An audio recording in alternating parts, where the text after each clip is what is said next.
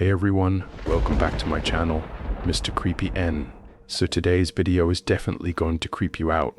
In this video, we're getting into 4 of the most disturbing night shift horror stories that all happened on rainy nights, and real moments where the darkness outside made everything inside so much worse.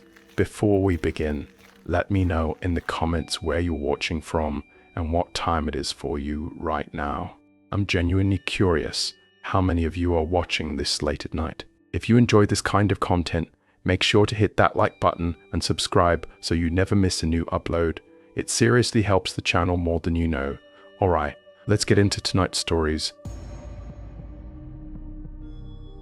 I used to believe the rain made everything safer. There's something about the sound of it, steady, filling every silence, that tricks you into thinking the world has gone small and contained. Just you, 4 walls, and the weather doing what weather does. That belief followed me through 2 years of night security at the Ardmore Museum of Natural History, a massive old building built in 1901, stone floors and vaulted ceilings, and more locked doors than any one person could memorize. I took the night shift because the pay differential was worth it, and because I genuinely didn't mind being alone. I stopped minding things easily after my last 3 months there.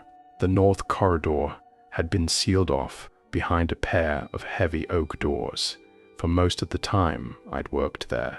4 old exhibit rooms and a climate-controlled storage alcove, all sitting in bureaucratic limbo while renovation permits gathered dust somewhere in City Hall. Nobody went in. Nobody had a reason to. My rotation partner was Tariq. Solid guy, always eating, always calm. We'd worked together long enough that we didn't need to fill every silence with conversation. On rainy nights, and there were a lot of them that autumn, the building had its own soundtrack. Water finding its way through century-old drainage, running down stone walls, pooling somewhere beneath the east wing. You got used to it. You learned which sounds belonged to the rain and which belonged to the building. That Wednesday night, the rain was coming down hard. I mean, the kind of rain that makes the city disappear outside the windows. Just grey static beyond the glass. I was at the monitor station around 2 a.m. Overhead lights humming faintly, rain hammering the skylights above the main hall, when I heard something cut clean through all of it. 3 slow knocks from the direction of the sealed north corridor. I pulled my headphones off and sat completely still. The rain kept going. Then it came again, the same 3 taps, unhurried, deliberate, like whoever was doing it had all the time in the world. I walked to the oak doors and pressed close. Hello? Anyone in there? The rain answered. Nothing else did. I shone my flashlight through the gap between the doors. The beam dissolved into the dark corridor beyond. Cold air pressed back against my face from inside. Colder than it should have been. Colder than the rain outside. I told myself it was the old climate control system fighting itself against the weather. I wrote building settling noises, north corridor in the log, and sat back down. Tariq came back from his round, shaking rain off his jacket, unwrapping a granola bar. I told him what I'd heard. He stopped mid-chew. 2 nights before, he said, while I was doing my rounds, he'd heard what sounded like a child humming softly somewhere behind those same oak doors. He'd assumed it was sound carried by the storm drains or the ventilation. He hadn't said anything because it seemed easier not to. We agreed next time we go in together. The rest of that night, the rain kept falling and the corridor stayed quiet. The following 2 shifts passed without incident. By Friday, I'd mostly let it go. The rain had eased to a drizzle. The building felt less alive somehow. Quieter, more cooperative. Then just after 3 a.m., Tariq appeared at the end of the corridor and waved me over with a look that put the cold right back in my chest. He'd heard giggling near the oak doors, and the keypad lock was disengaged. He'd checked it less than an hour ago. We stood in the half-light of the emergency exit signs, rain tapping steadily against the narrow windows above us, and I said quietly, "We have to go in, don't we?" He exhaled through his nose. "Yeah, we do." He pushed the doors open, and we stepped through together. The smell hit me first, sealed and stale, with that particular metallic edge of a space that hasn't breathed properly in months, and underneath it all something damp and old, like wet stone that never fully dries. Rain hammered the boarded windows somewhere deeper in the corridor. Our flashlights split the dark ahead. First two rooms covered display cases, stacked crates, dust undisturbed. Normal. Expected. Then Tariq slowed at the third room doorway and pointed his light inside. A child's rocking horse stood in the center of the floor. Clean, bright painted surface, yarn mane completely unmarked, sitting there like it had just been placed, not stored, positioned, facing the doorway as though it had been waiting for something to look at.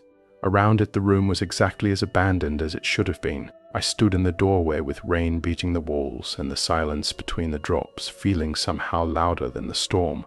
Then the giggling, faint, directionless. From deeper in the corridor, Tariq said, "Who's there?" in a voice that didn't want an answer. We moved to the storage alcove at the far end, door slightly open. Tariq nudged it wide and swept his light across the shelves, archive boxes, rolled canvas, old signage. Then the beam dropped, a child's shoe on the bare concrete floor. Small black Mary Jane, clean and unscuffed, sitting alone in the center of the room like a period at the end of a sentence. No pair, no explanation. Tariq picked it up, turned it over. Inside, label pristine. No inventory number. Not on any list either of us had ever seen. Then the cold hit, a sudden rush that had nothing to do with the rain outside, sharp enough to sting, moving through that closed room like something passing. Tariq flinched and the shoe dropped. We looked at each other. We locked the alcove. We walked back fast.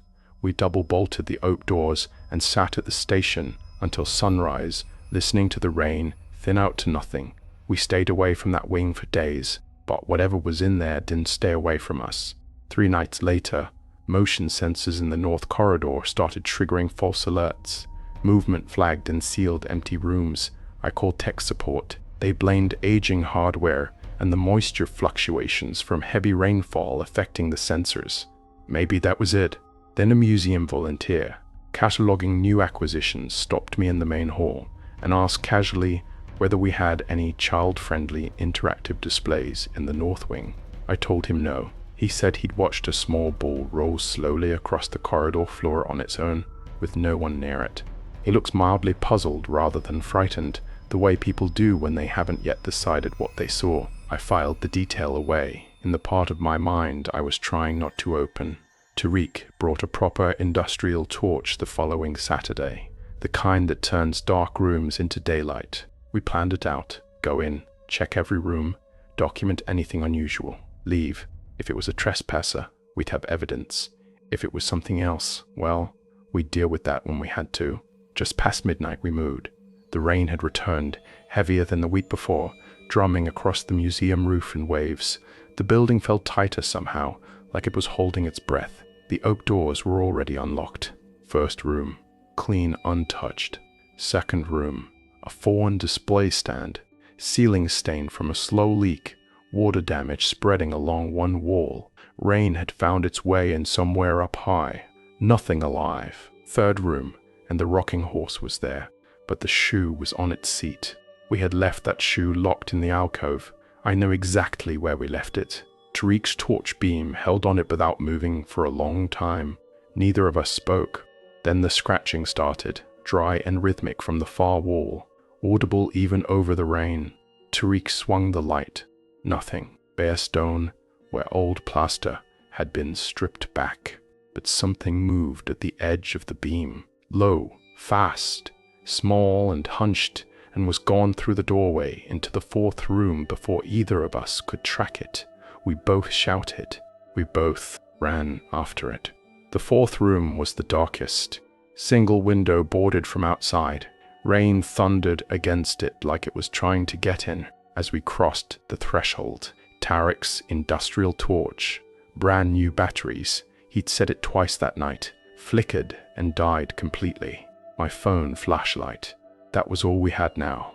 I swept it around the room, an overturned archive trolley, a cracked mirror against the wall, throwing my own face back at me in fragments, and one painting hanging crooked, a child's watercolor, a meadow in summer greens and yellows, vivid and cheerful, and completely wrong in that dark, wet room with the rain battering the boards above us, the giggling again.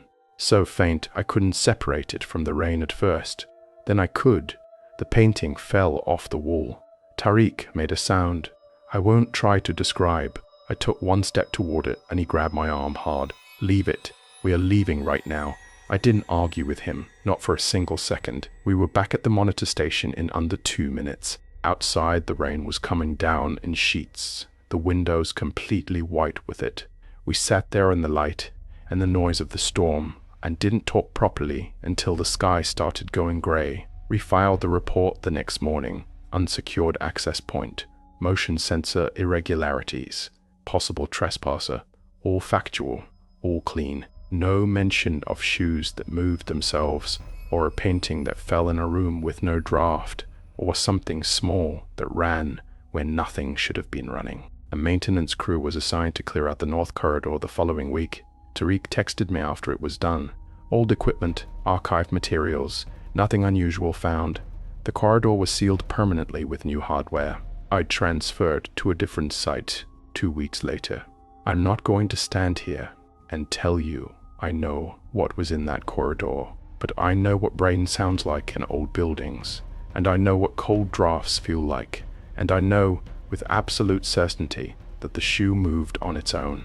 That museum has stood for over a century.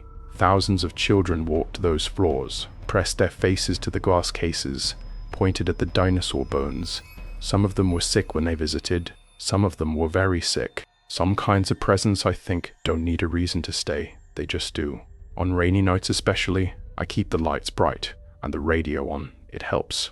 Mostly.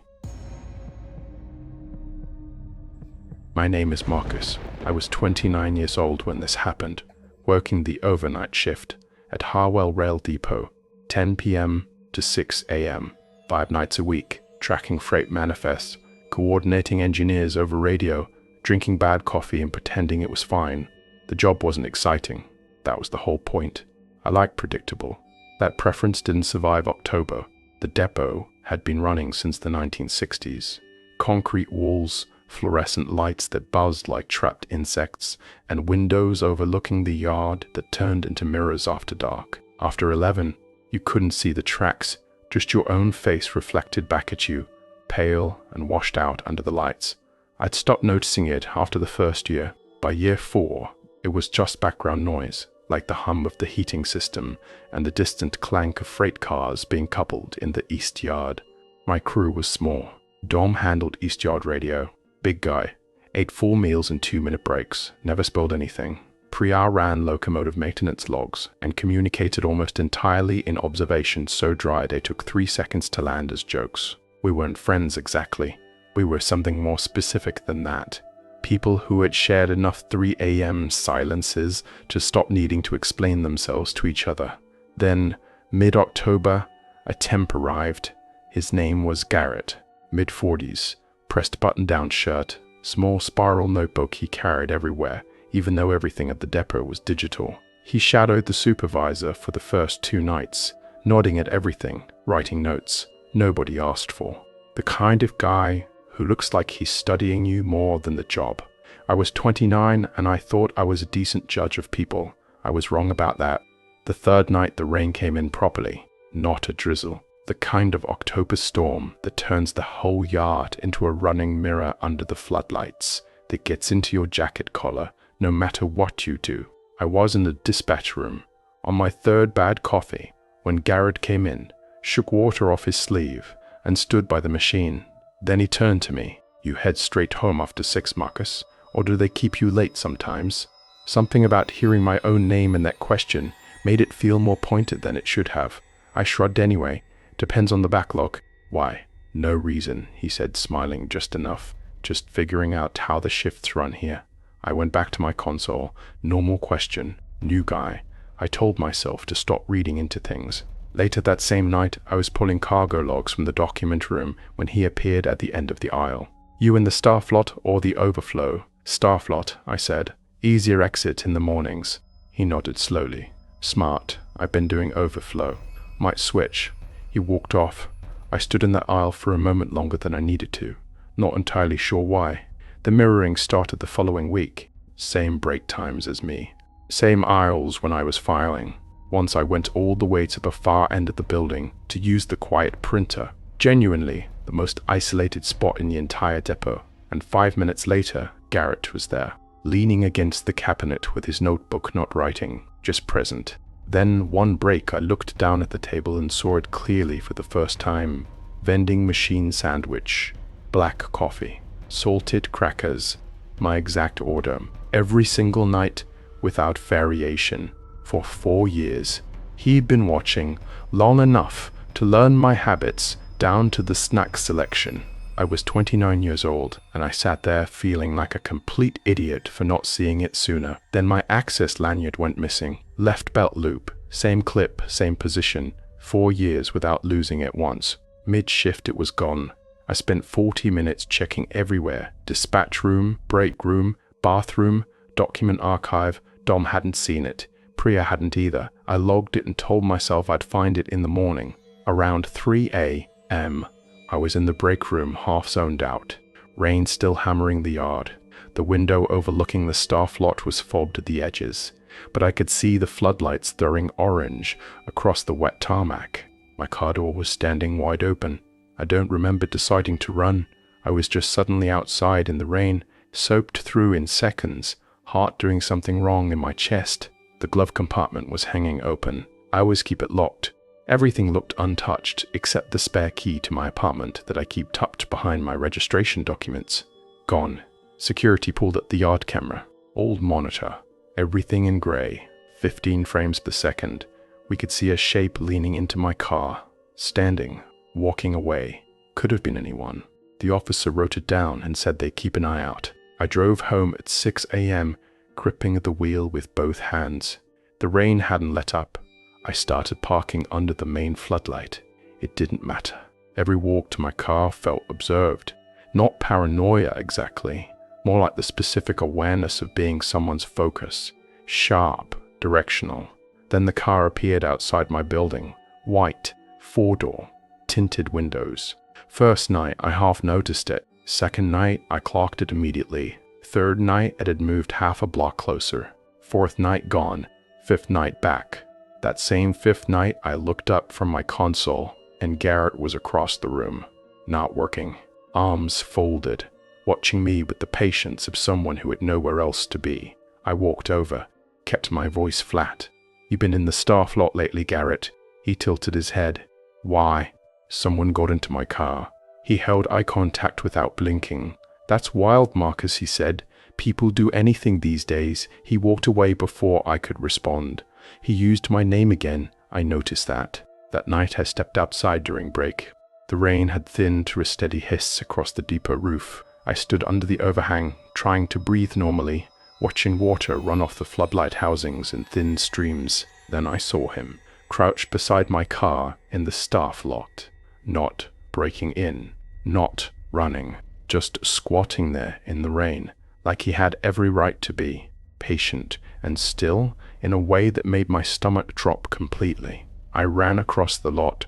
By the time I got there, he was gone. No footsteps, no engine, no figure in the rain, but my access lanyard was lying against my front tire, face up on the wet tarmac. He had taken it. He had come back and returned it. That was worse than keeping it. It meant he was telling me he'd been close enough and chosen to walk away. This time, I sat in my locked car until the sky went gray, drove home, watching the rearview mirror more than the road. I got inside, locked the door, pushed a chair under the handle, closed every curtain. My jacket was still wet. The rain followed me home, drumming against the window ledge in the dark. At 6:47 a.m., the exact time I normally arrived home from my shift, someone tested my door handle. Soft, metallic, deliberate. I stood against the wall beside the door and stopped breathing. After a few seconds, it stopped. I counted 60, then 60 more. Looked through the peephole. Empty hallway, but I heard it. Slow, patient footsteps fading toward the stairwell. He knew my schedule down to the minute. I filed a police report the next morning. They were polite and thorough and ultimately not particularly urgent about it. That evening, HR pulled me aside. Garrett hadn't shown up for his shift. No call, nothing. They pulled his file. No official badge had ever been issued. Time cards handwritten on outdated paper forms. I called the agency myself, gave them his full name, his description, the exact dates. They had never sent anyone by that name to Harwell Depot. It was like Marcus had been watching a ghost for 3 weeks and only finding out now. I changed my locks, installed the camera above my front door, moved my spare key inside a locked drawer in my bedroom. I don't keep anything personal in my glove box. I vary my parking spot every night. I don't answer questions about my schedule from people I don't know well. I transfer to a different depot 6 weeks later. Different city, different commute, different crew. But I'm still Marcus who parks under the brightest light in the lot. Still Marcus who clocks every new face during the first week. Still Marcus who, on heavy rainy nights, when the tarmac turns to mirror and the floodlights blur in the puddles, scans the staff lot twice before walking to his car. I never found out who Garrett really was. I never found out why. He chose me out of everyone in that building. I never found out what he intended to do with my apartment key and the precise knowledge of what time I'd be putting it in my lock. Some questions, I've learned, don't give you the dignity of an answer. They just stay with you on rainy nights.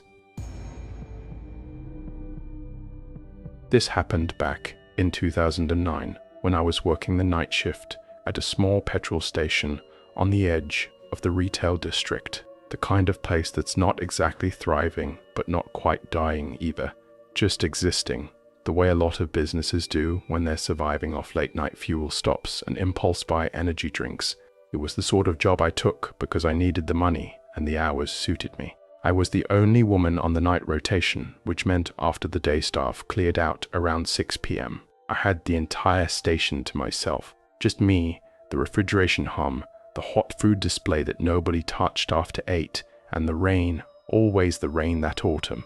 The station sat at the end of a service road with a narrow pedestrian alley running along its left side, a dark strip between the building wall and a wooden fence that connected 2 residential streets behind us.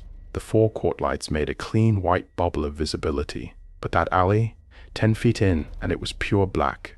The side window fogged on wet nights, and you couldn't see anything past the fence line. I used to walk the perimeter on my brakes, check the pump meters, restock the windscreen fluid stand, and every single time I reached the alley mouth, I'd slow down for just a second before turning my back on it.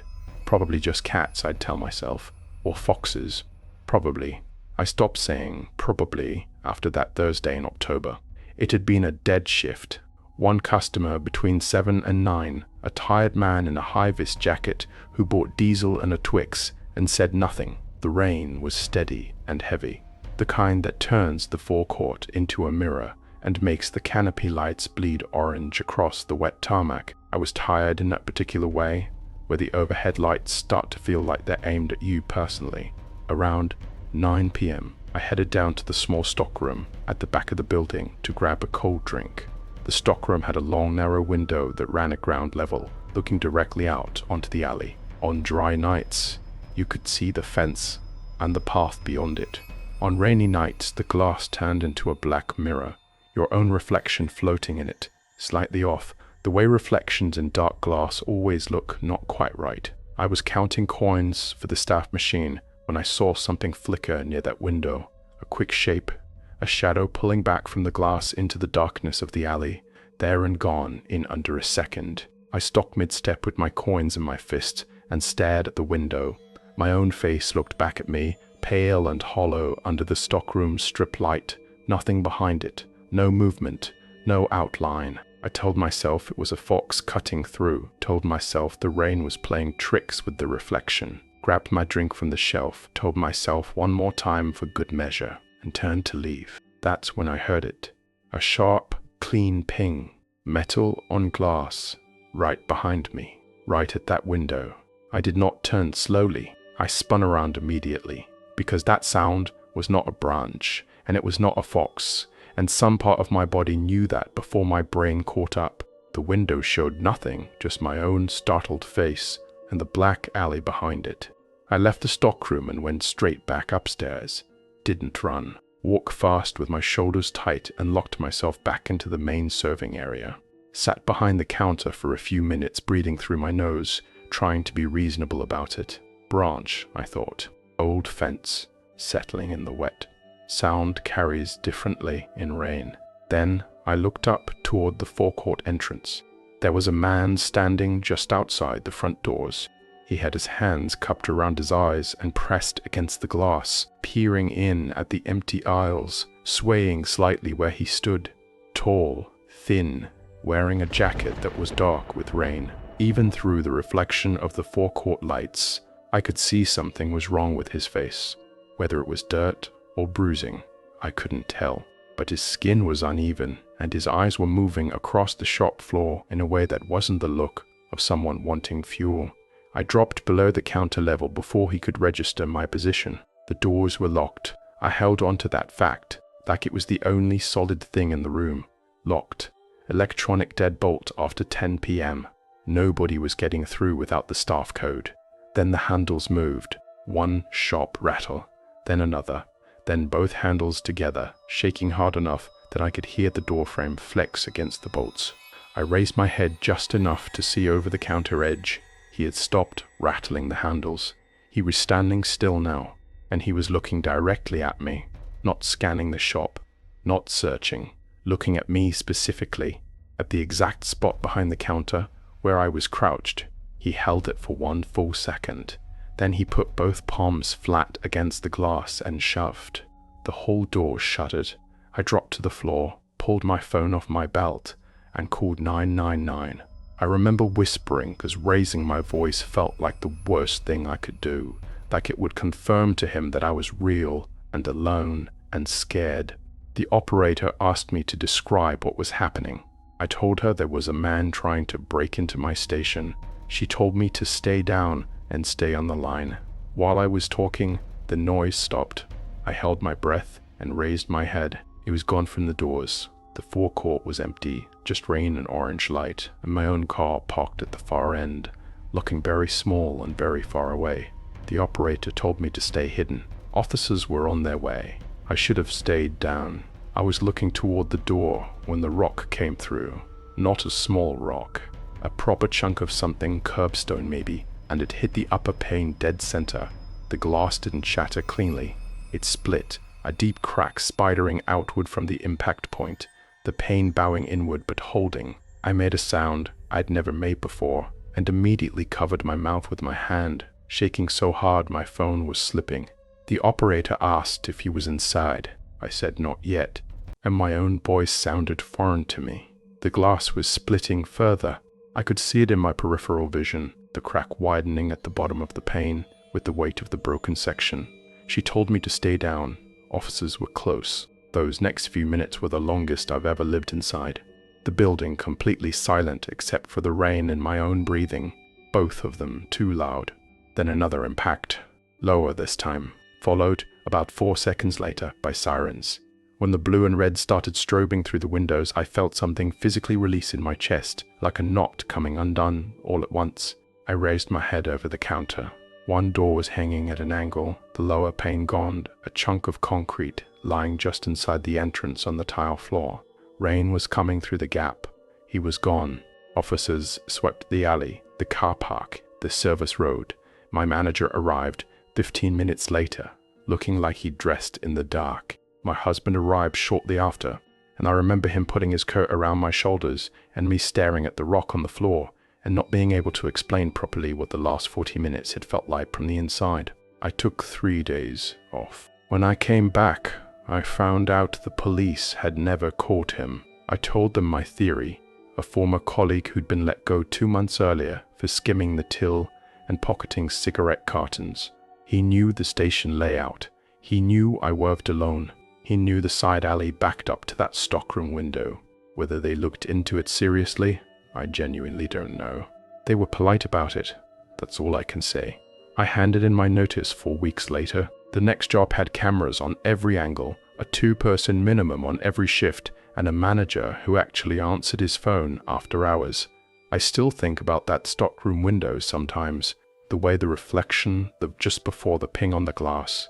The way my own face floated there in the dark, with something moving behind it that I almost convinced myself wasn't real. And that last line the 911 operator asked me, which I haven't been able to forget in all the years since. Has he gotten inside? Not yet, I told her. Not yet. If the sirens had been 2 minutes later, that answer would have changed, and nobody would have known until morning.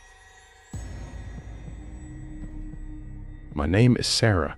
I was a night shift nursing assistant at Glenfield General, 3rd floor medical ward, and I want to tell you something about that building after midnight that nobody who only visits during day hours ever experiences. The patients are quiet. The doctors are in their offices or gone entirely. The overhead lights dim to half power on the long corridor stretches, and the ward starts making sounds that have nothing to do with the patients. I'd been working there about 4 months when this happened. Long enough to know the building's rhythms, not long enough to stop caring when something didn't fit them. The ward itself always felt slightly off to me, and I say that as someone who isn't particularly superstitious.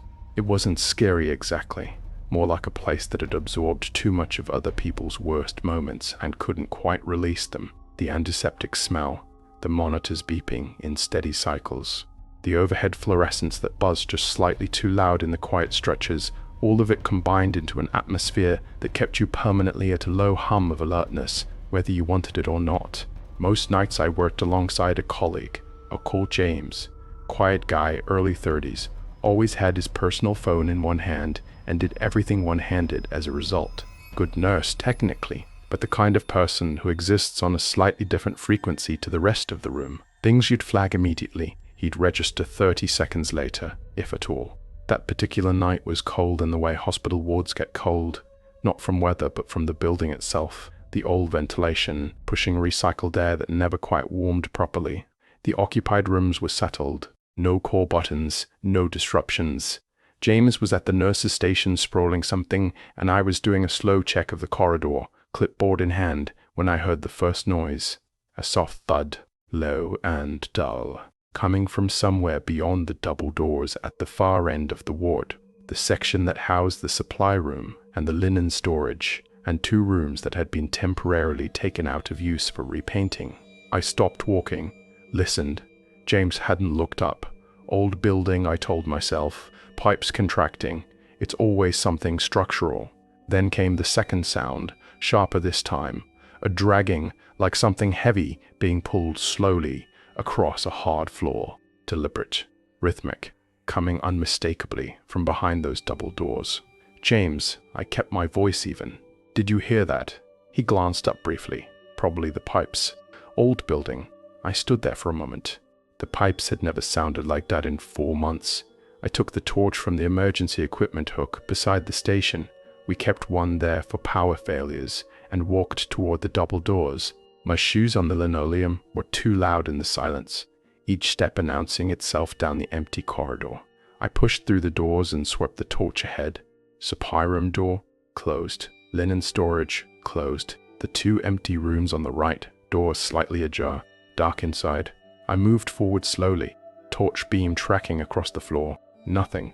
Shelving units, equipment covered in dust sheets, the sharp smell of paint and antiseptic, everything exactly where it should have been. I exhaled slowly through my nose, stood still for a moment, feeling mildly foolish. That's when I heard the breathing, not the sound of the ventilation system, not a monitor or a machine. Breathing.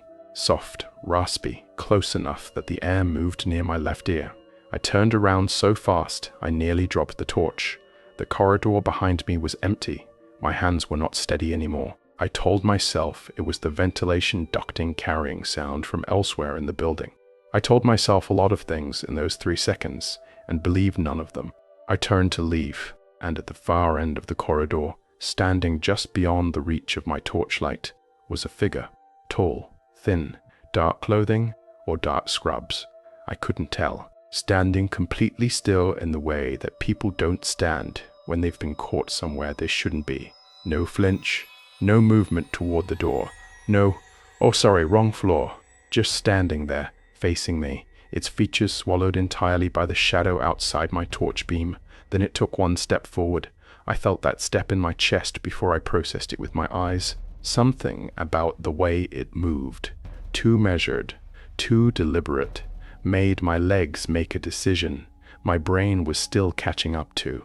I turned and pushed back through the double doors into the main ward corridor, moving fast, not quite running, because running in a hospital ward at night means waking patients, and I was still, absurdly, thinking about that. I got back to the nurse's station. James looked up. "You all right? There's someone in the back corridor." He blinked. "A patient." "No, I was already picking up my phone." "Stay here." I called the internal security line first. Then, because my hands needed something to do, I called James's mobile, and he picked up from 2 feet away, and I heard myself ask where he was, and he said right here, and for one horrible second I stood there doing the arithmetic. If James was here at the station the whole time, who had been moving in that supply corridor while I was investigating the first set of sounds? I told him to come with me, right now, and not to argue. He saw something in my face that convinced him faster than words would have. We went back through the double doors together, James with the second torch, me with mine. The corridor was empty. We were standing there in the beam of 2 torches, looking at nothing, when the lights went out. Not a flicker, not a warning. The entire ward corridor dropped into complete darkness, the kind that hospital buildings produce when the backup emergency lighting is on a separate circuit and hasn't kicked in yet. Absolute and immediate. I heard James make a sound beside me and felt him move closer without being asked. We found each other's position by sound and stood back to back. The scraping came again, so close now that I felt it more than heard it. A vibration through the floor tiles, something heavy being dragged deliberately in the darkness ahead of us. "Who's there?" My voice came out, steadier than I had any right to expect. Nothing answered. Then James got his torch working. The beam swung forward. The figure was standing 4 feet away from us. I saw it clearly for the first time, and I wish I hadn't. The face was still in shadow. The torch hit its chest and shoulders, but the head seemed to absorb the light rather than reflect it. But the arms were wrong, extended too far down past where they should have ended. Fingers moving in slow, individual sequences that didn't match any voluntary movement I'd ever seen in a person. Reaching, patient, unhurried, like it had been waiting a long time, and a few more seconds didn't matter. I grabbed James by the scrub sleeve and pulled. We went through those double doors together, and down the main corridor and through the ward entrance, and we didn't stop until we were standing under the full fluorescent lights of the main hospital lobby with other people around us and the sound of the front desk phones ringing normally. We stood there breathing. Neither of us spoke for a full minute. Found nothing. No intruder, no signs of entry, no explanation for the power interruption which maintenance later attributed to a faulty relay on the 3rd floor circuit board. James filed an incident report that described a possible unauthorized person in the restricted corridor. I signed it. We kept the language functional and factual, but we both knew what we'd seen in that torchlight. The arms, the fingers moving wrong, the way it didn't react to the light the way a person reacts to being caught. I transferred to a different ward 2 weeks later. Different floor, different team, better lighting, more staff on at night. I told myself it was a career move. Some nights, walking the long corridor between stations, I still check the far end of the hallway before I commit to crossing it. Old habit now. I don't expect to see anything, but I check. And that's all 4 stories for tonight. If any of these crept you out, drop a comment and tell me which one got under your skin the most. I read every single one. If you're new here, hit subscribe and tap the bell. New creepy stories every week. You don't want to miss what's coming next. Until then, stay safe out there, especially on rainy nights.